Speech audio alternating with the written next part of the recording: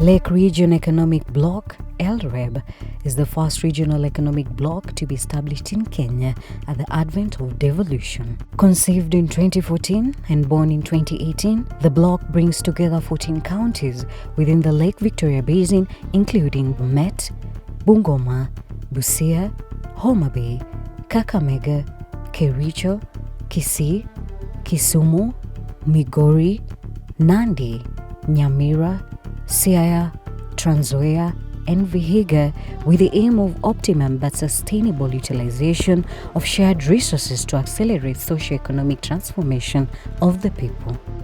I was one of the pioneer governors when these blocks came into place, and what we had in mind then was that united we would attract more partners in terms of economic growth, and that's why we came up as a region, as a bloc.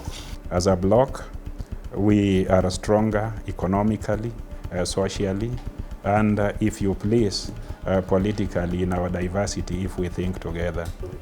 One of the things that we're planning to do is to reinforce our cooperation among the bloc members in terms of planning together common problems around the lake. LREB has 10 pillar committees grouped into 3 sectors. 1. Productive sector, including agriculture, tourism, trade, and industrialization. 2. Social sector, with education, health, gender, youth and differently abled persons, water, environment, and climate change. 3. Enablers, including financial services, infrastructure, and information communication technology, ICT. The LREB's 11th summit emphasizes on county responses to blue economy and climate change adaptation. We come together at the right time when inflation is high, when life is very difficult for young people and vulnerable women and children. Blue economy is not just about Lake Victoria alone. We also have the inland waters, and that's where Kakamega comes in. We have specific programs on saving the biodiversity of our rivers, and that's where also our Department of Climate Change has very keen interest, so that at least we have a holistic solution on the climate action interventions. Blue economy is an economy that has been there for many years. Even our grandfathers knew about blue economy, but they knew it probably as fishing, as using the lake for transport. In Vihiga, we have already planned, and already we are in the blue economy, and we are practicing a blue economy. Although we do not have a lake or an ocean in Vihiga, but we have rivers. What we are doing as a county, we have embraced the idea of aquaculture or fish farming through the use of fish ponds. So we as a county, we have established a fish hatchery where we are able to multiply or grow our fingerlings, because you need the fingerlings to give to the farmers. We have 12 rivers that drain into Lake Victoria. 9 of those rivers come from Kenya. So Kenya is a big contributor to the lake in terms of water, our water, which therefore after that, River Nile goes all the way up to Egypt. Climate change is a global problem that requires a global solution. The solution will not just come from the government, it will come from the individuals, who can be the governor or the village lady there, the youth that we have in the community. All of us needs to have a concerted effort if we have to overcome or minimize the effect of the global change. We are the ones having the only fish factory in the region. So interventions around aquaculture and climate change, of course, and blue economy is an area that we have invested a lot. And my county assembly approved our CIDP last week. So we are now going to specific programs just to see how we also partner. As you know, one of the themes of these 11 summits about partnership for sustainable development. We have partnered with IFAD and other organizations to support aquaculture in Kakamega, and that has also gone a long way in dealing with wealth creation. We work very closely with our assembly. We have bills that have gone through the assembly, like the eucalyptus bill, so that we can actually remove eucalyptus, especially along the rivers and where we have the sources of springs and so forth. So that is one area, because as much as we want to address from the individual perspective, I think the legislative aspect is also very important, so that we systemize and have a structured way of addressing some of the challenges that we have. There are opportunities that are coming in terms of conservation, in terms of green energy, even in terms of tourism. As we conserve, for example, the Mau ecosystem, we have some rare antelopes in Mau forest. So part of conservation means you're also protecting the lives that we have there, the animals, which can also be attraction to tourists. Lake Kanyaboli is the biggest fish pond, in my opinion, freshwater fish pond, that if invested properly, if you do a quick calculation, if you put in 500 million fingerlings, it will not cost the county at 4 shillings a fingerling. It will cost 2 billion shillings to put fingerlings to that lake.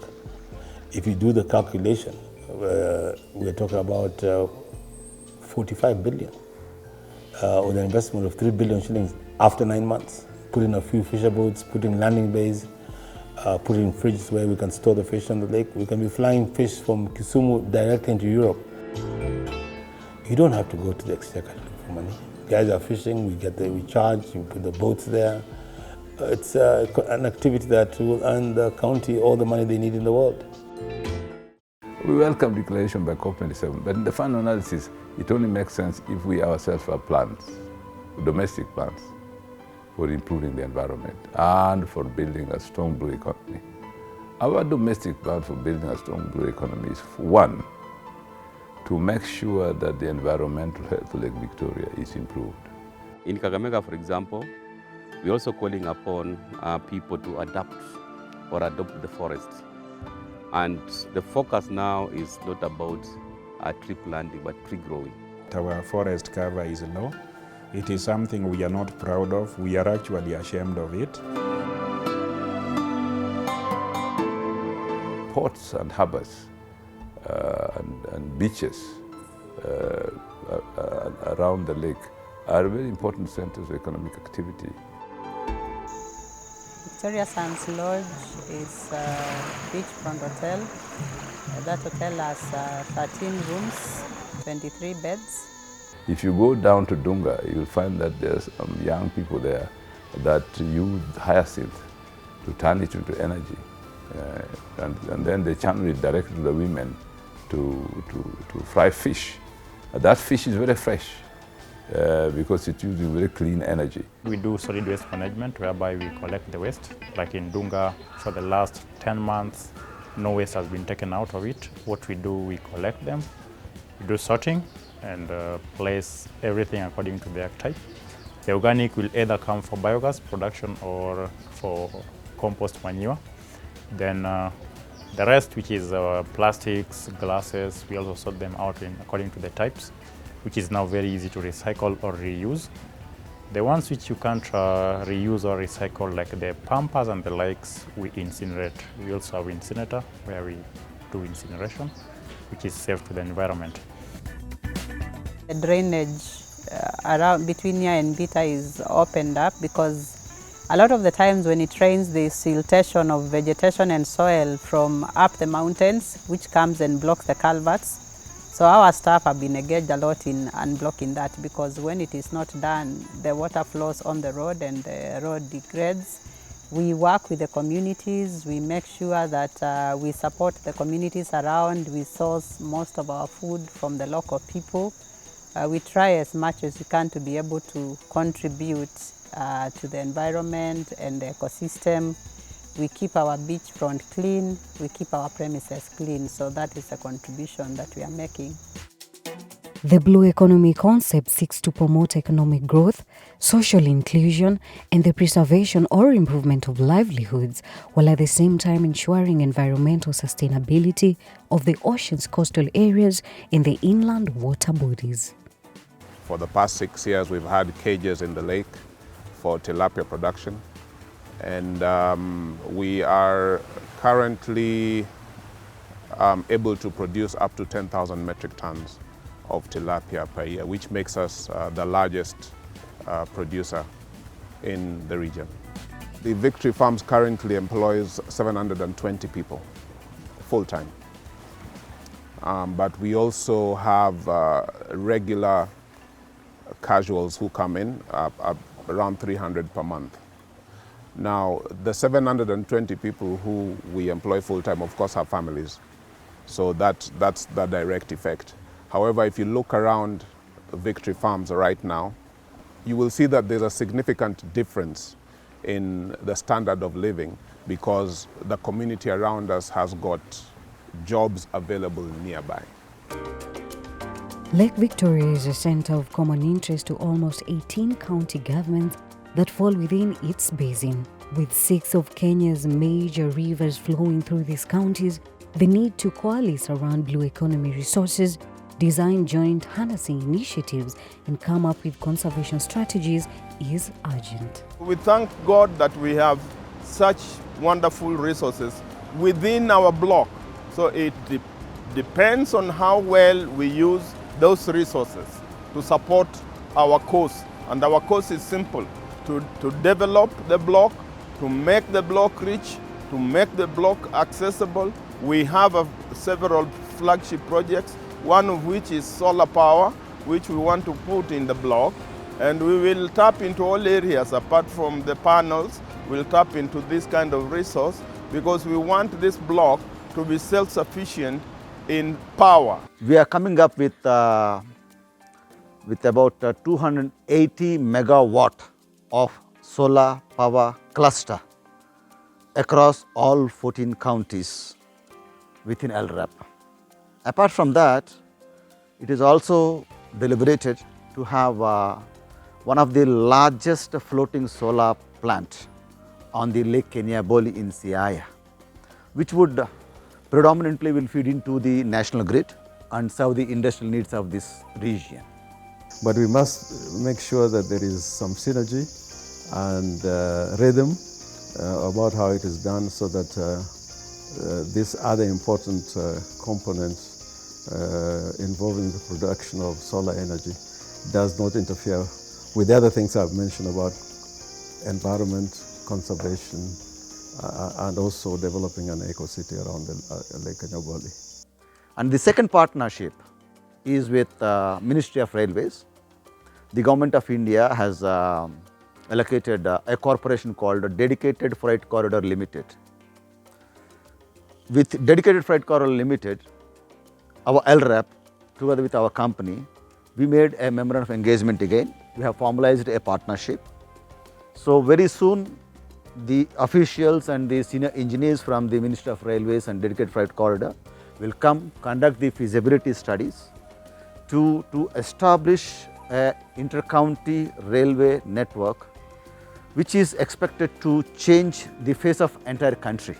We have realized that we have a lot of exchange of goods and services among the LREB members, but relying on road transport, as you know, as an economy grows, is limited, and railroad transport has been proven through the ages as one of the best ways of advancing an economy and improving economic integration. This urgency required initiation of a legal framework of operation that culminated into the Lake Region Economic Bloc, LREB, Bill of 2019.